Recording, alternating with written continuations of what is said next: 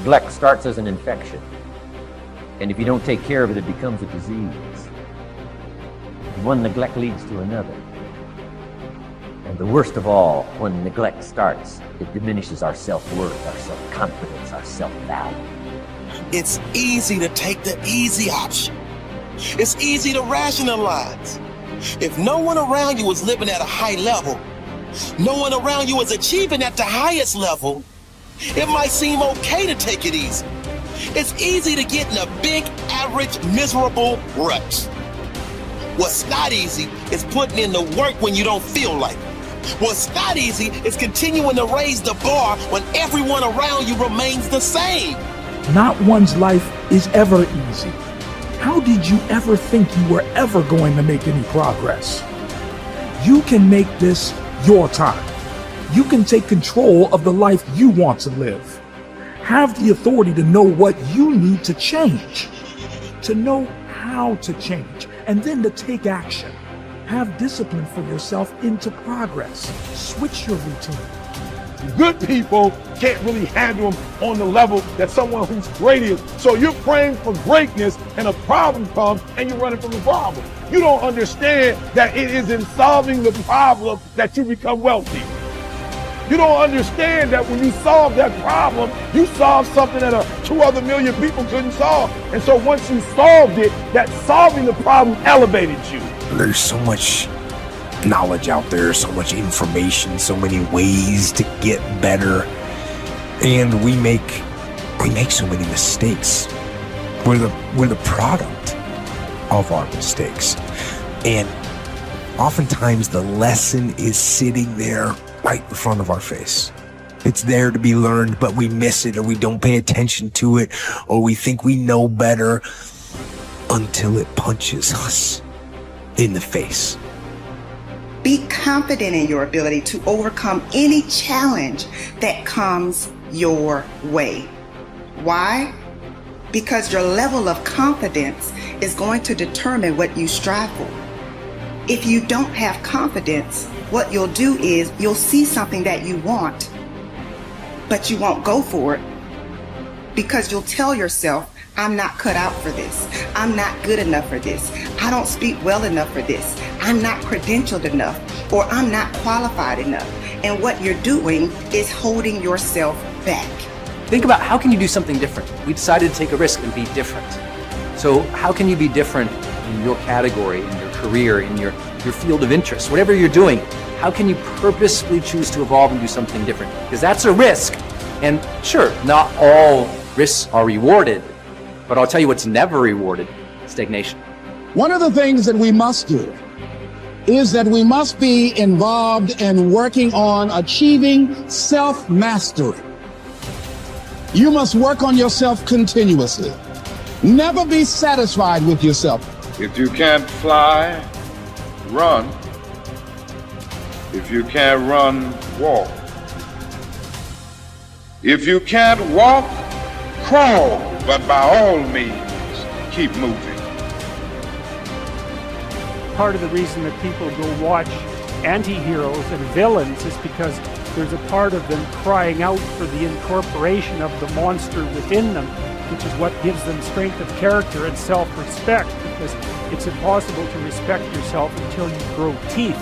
And if you grow teeth, then you realize that you're somewhat dangerous, or maybe somewhat seriously dangerous, and then you might be more willing to demand that you treat yourself with respect and other people do the same thing. And so that doesn't mean that being cruel is better than not being cruel.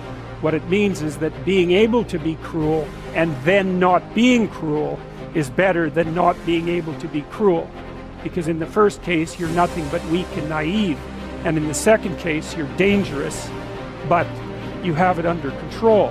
And a lot of martial arts concentrate on exactly that as part of their philosophy of training. It's like, we're not training you to fight. We're training you to be peaceful and awake and avoid fights. But if you happen to have to get in one, and I guess the philosophy also is that if you're competent at fighting, that actually decreases the probability that you're going to have to fight, because when someone pushes you, you'll be able to respond with confidence, and with any luck, and this is certainly the case with bullies, with any luck, a reasonable show of confidence, which is very much equivalent to a show of dominance, is going to be enough to make the bully back off. And so the strength that you develop in your monstrousness is actually the best guarantee of peace. And that's partly why Jung believed that it was necessary for people to integrate their shadow. And he said that was a terrible thing for people to attempt, because the human shadow, which is all those things about yourself that you don't want to realize, reaches all the way to hell. And what he meant by that was, it's through an analysis of your own shadow that you can come to understand why other people are capable, and you as well, of the sorts of terrible atrocities that characterize, let's say, the 20th century. And without that understanding, there's no possibility of bringing it under control. It's also partly why the path to enlightenment and wisdom is seldom trod upon, because if it was all a matter of following your bliss and doing what made you happy, then everyone in the world would be a paragon of wisdom. But it's not that at all. It's a matter of facing the thing you least want to face as the gateway to wisdom, and the gateway to the development of personality, which is exactly the same thing, is precisely through the portal that you do not want to climb through. And the reason for that's actually quite technical. This is a Jungian presupposition too, is that, well, there's a bunch of things about you that are underdeveloped, and a lot of those things are because there's things you've avoided looking at because you don't want to look at them, and there's parts of you you've avoided developing because it's hard for you to develop those parts. And so it's by virtual necessity that what you need is where you don't want to look, because that's where you've kept it. The starting point of setting goals is for you to throw off all mental limitations and let your mind roam freely across the entire universe of possibilities.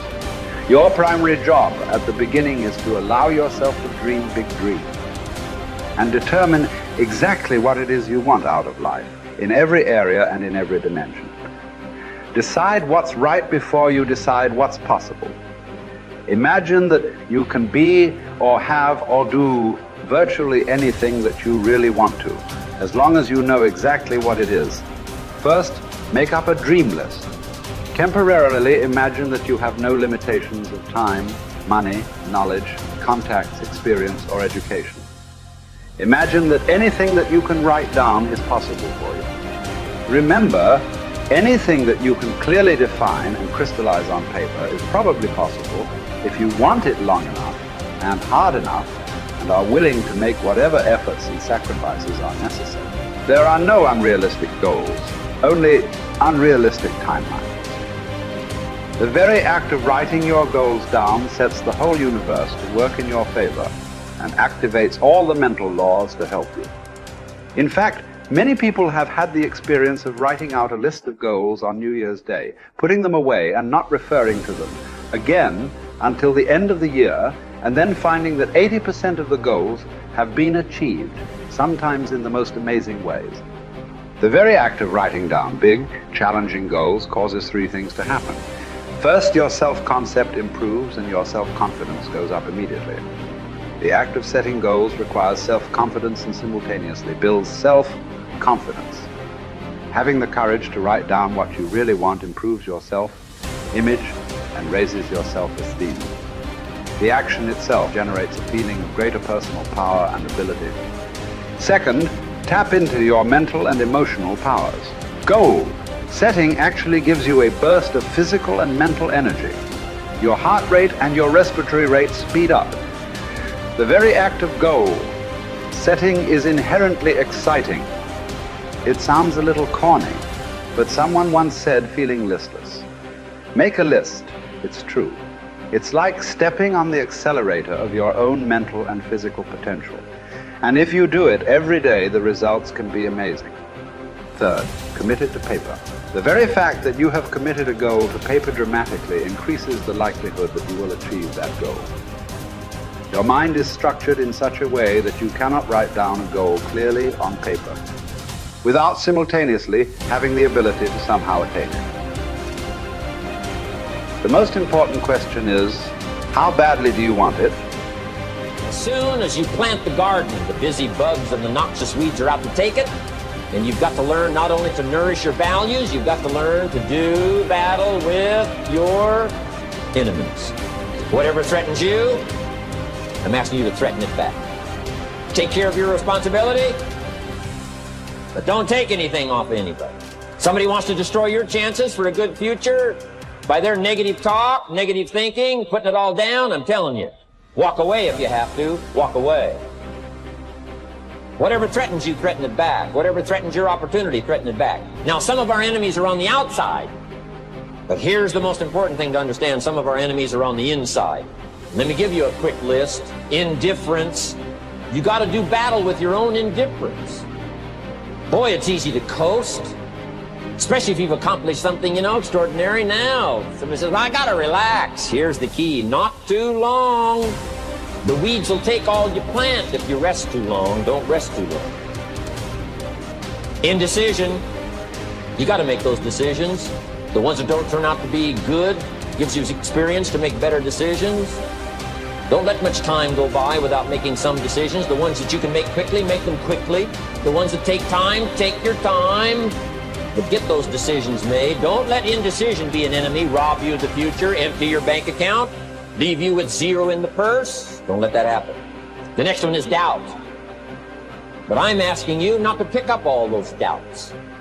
I'm asking you to have some faith, have some courage, believe, drive your doubts into a small corner. Don't let them loose like a mad dog, drive you into a small corner. Don't doubt the future. Don't doubt the possibilities. Here's the most important one of all. Don't doubt yourself. If I've got miracle working power to change my life, so do you. If I've got the ability to change, so do you. If I've got the ability to read, so do you. If I can discover, so can you. If I can grow, you can grow. If I can develop, you can develop. If I can get an invitation like I got 6 years ago, help take something around the world, so can you. If I can stand on this platform, Idaho farm boy raising obscurity, so can you. I'm asking you, don't sell yourself short.